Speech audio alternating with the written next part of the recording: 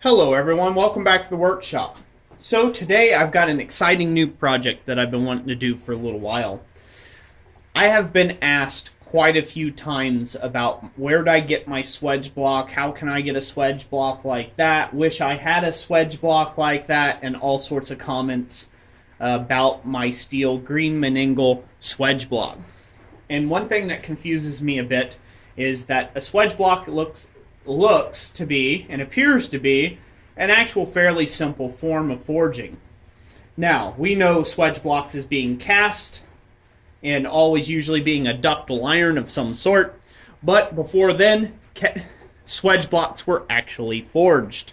And they were on smaller sides and then progressively got larger, and then as casting increased as a popularity thing, an item, and ductile iron was easier to come by, they started casting very large swedge blocks that wouldn't have been ideal to forge.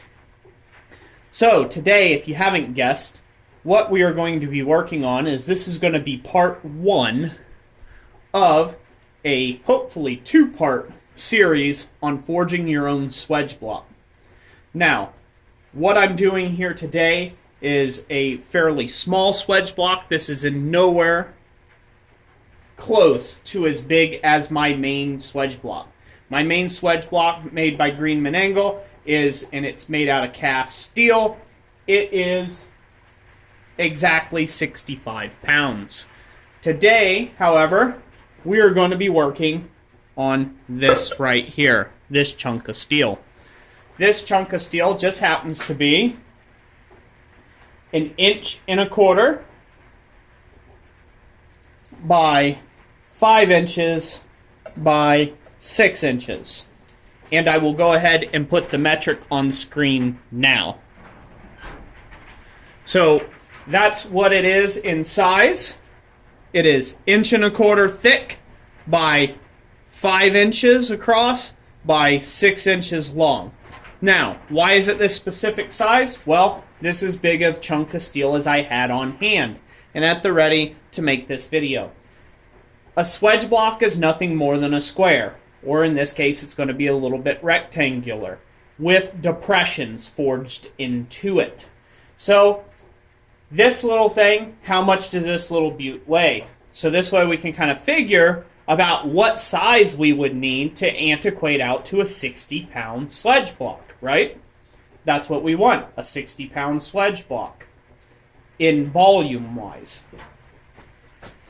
We're going to forge this one today, and this one just happens to be, I'll let my scale zero out there, and if you all can read it, this is set to pounds and ounces.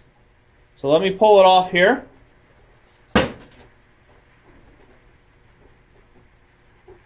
So right there, it's 10 pounds, 13 ounces. Nearly 11 pounds is what this square right here is. Now, as we forge on this, we are going to lose quite a bit to scale. I'm assuming we will lose almost most of those ounces, and we will somewhere be right around 10.5 pounds of steel after the swedge block. So this is a 10.5 pound billet, if you will, and it's a fairly large size chunk. Now, I'm going to be doing two things. I will preheat this in the gas forge to just get it to a nice even temperature, but the gas forge will not be enough to bring this to good, sufficient forging temps that I would like, especially on the edges where I'm trying to concentrate most of my hammer blows. And so therefore, once I shut down the gas forge, I will actually go over to the coal forge and I'll finish it off in the coal forge. Reason for this being is the coal forge that I have is not meant to forge things this big. 10 pounds of steel is a bit more than what was my coal forge was designed to do. I have a forge build coming up later this year that will take care of that issue. But without further ado, we're going to actually start making the tooling today. So the tooling is going to consist of, when I flip, I'm going to go to the next little frame here and I'll show you the material that we're going to use. what we're doing for the tooling, shut this off and get this out of the way. We are essentially making tooling to create the depressions, and we're going to make some tooling to be able to go along the edge and forge in those classical U-like shapes that you associate with a swage block on the sides. And on the other sides, the classical large diamond shapes that you see. Or, you know, triangular shaped things that you see all the time on the swage block. So, we've got some stock to do that. I will be doing this all by hand with a hammer and the top tools and at the anvil. So anybody can do this yourself at home. Granted, as long as you have sufficient heat to be able to get a block of steel this big up to temperature. But we will also be forging several round depressions into one side. And if we run out of room, we'll flip it over and put the rest of the depressions on the back side to make this into a useful swage block. So that is the goal. That's what we're going for there. A fairly simple 10-pound sledge block, and we'll see how this all comes out. Now, I drew it on the long side here, but most likely I will put those depressions on the short side. Reason for that being is this is going to want to expand a little, and it most likely after I'm done fullering in all those fuller marks, this block will squat down and end up at 6 inches square. That's another reason for starting with a rectangle and then forge it down to where it's a 10-pound square. So now I'll flip you around and I'll show you the stock we're going to use to do that. Alrighty everyone, here we are. So I've already got a whole lot of these pieces prepped. I'm doing this to save time in this video because I'm pretty sure you guys don't want to see me yak on forever. We're going to get this video done and then we'll move on to actually forging the swage block, the fun part. But I just wanted to take and give you guys some sizes so you know what I'm working with. So I pretty much took some 3/8 inch stock or 9.5 mil material, or 9.5 mil material, and approximately about 16 inches long. You'll have to forgive me on that. I didn't do the math on how long that is. Any of my friends across the pond that can convert 16 inches, put that down in the comment section down below. Essentially, these are going to be the handles. These are just simple loop handles, and these are going to get welded on to the actual fullers and the top tools that we're going to be using to form this block. So it is as follows. I have a range of sizes going from very small all the way up to large, and they're going to go like this. So I have 3/8 inch. These are just going to be held in tongs. This is a 3/8 inch round, and this is a 3/8 inch square, or 9.5 mil, both. Okay? That's going to get forged in, just held in a pair of tongs, and that's going to create some side divots there.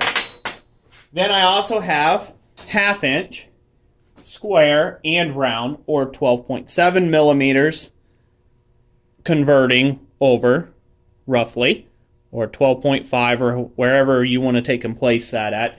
It's about 12.7 according to my chart. Millimeters. This is 1/2 inch round and 1/2 inch square. That's going to get forged in there.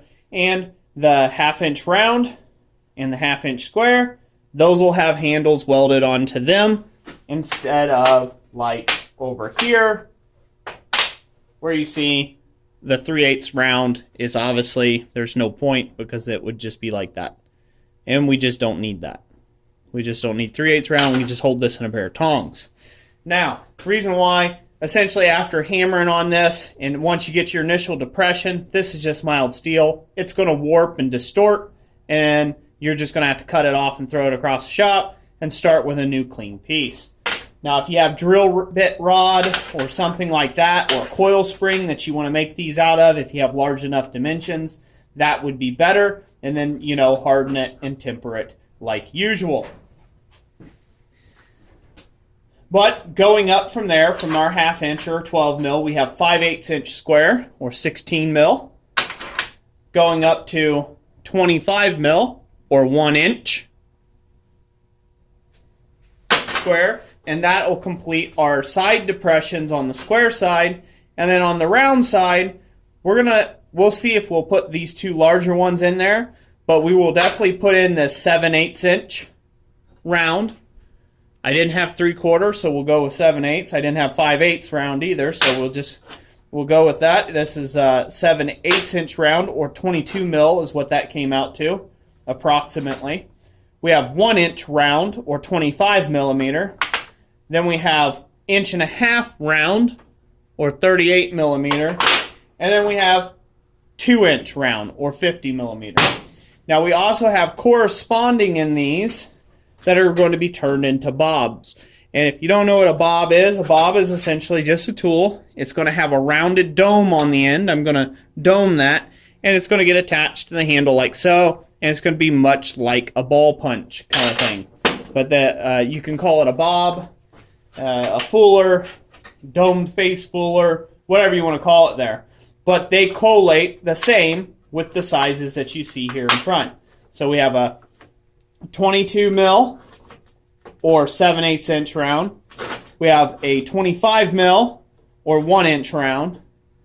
We have a 38 mil or 1.5 inch round. And then we have a 50 mil or 2 inch round here in the back. And those have their corresponding handles. So we're going to get those welded up. I'm just going to time-lapse me welding these up. It's simple enough. I'm going to walk you through what I'm doing. That way, if anything's missed in the time-lapse, you'll see what I'm doing. Now, the logic would be on these to weld. Let me move these out of the way. The logic would be to weld this rod here, which you're going to hold directly in line like so. That would be the logic, usually. But problem with that in this is there's not a whole lot of surface material here, and this is going to be taking a lot of abuse from hammering. So as it's getting hammering done, it's going to be working this back and forth, and these snap off pretty quickly. The other problem is say your striker misses a blow, or you miss the blows on a die, okay? You miss the blows on a power hammer or something like that.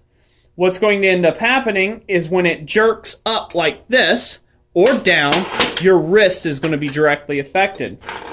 So, to counteract that, I'm going to be welding them on like this. I'll have more surface area of contact to weld to, and say I miss something, it's just going to turn. It's just going to turn in your hand, if that makes sense. It's just going to turn in your hand and therefore not damage your wrists. Because the only way for it to hurt your wrists is it's going to have to contort that way, and this is a round thing, so it's not going to do that. So that's how this is going to get welded on, just on sideways like so. Now, that means when you take and you lay it on there, you're kind of, you have to work with the block this direction. And so that means you're going to be looking on the end of the block. But that also aids in the effect. Hold on one second. Here we are. When you have a pair of tongs holding the Swage block this way, you can work just right directly in line, and they can be you can have a buddy strike for your hammer away. Now, if it's a big enough block, it'll just lay there, and you can take and just hold on to it, and it'll strike by itself, and you don't have to worry about it falling over or whatever. So that's the plan there, ladies and gentlemen. So I'm going to go into a short time lapse of me getting this all welded up, and we'll get this all welded up, and then the next video in this series, after we get all these done, the next video in this series for the Swage block will be us actually forging the Swage block itself. And man, I can't tell you how how excited I am about this. I think it's going to be a pretty epic forging, and I hope everybody will enjoy it. So let's go into the time lapse now, and I'll be back with you. Okay, and here we go. So first things first, we're going to go ahead and get some of our safety gear ready to go, as you need with welding, and pretty much just weld these on. One thing that you'll see me doing as I get to the larger ones here, I will use a spacer block on the stem itself to try to take and get it at the correct height in order to weld onto the round parts. And on pretty much onto just the round parts. So this way it stays nice and centralized. There's not a whole lot to this. You just got to take your time. So now we got our fullers done. And now we're going to take and work on our bobs. Or essentially our ball punches, if you will. And we'll get these all welded up. Now this is a pretty simple process. Like I said, you just form the eye of the handle and then just weld it on. And I mean, heck, it doesn't even need an eye. You could just take and bend around like a U shape for a hook or whatever's convenient for you. Now comes the long process. We're going to go ahead and take and start with a grinding stone on our angle grinder. One of them good old 24 grit things. And then after we go through all of the places, pretty much grinding a bevel on the outside and then rounding it up the best we can with it, we'll go to the flap disc and we'll finish it off after that. As you can see, it takes quite a bit of grinding, but if you're diligent, it just takes a little bit of time. It's not a real big deal. So anyways, thank you all for watching this video. I hope you guys enjoyed it, and we'll catch you on the next one.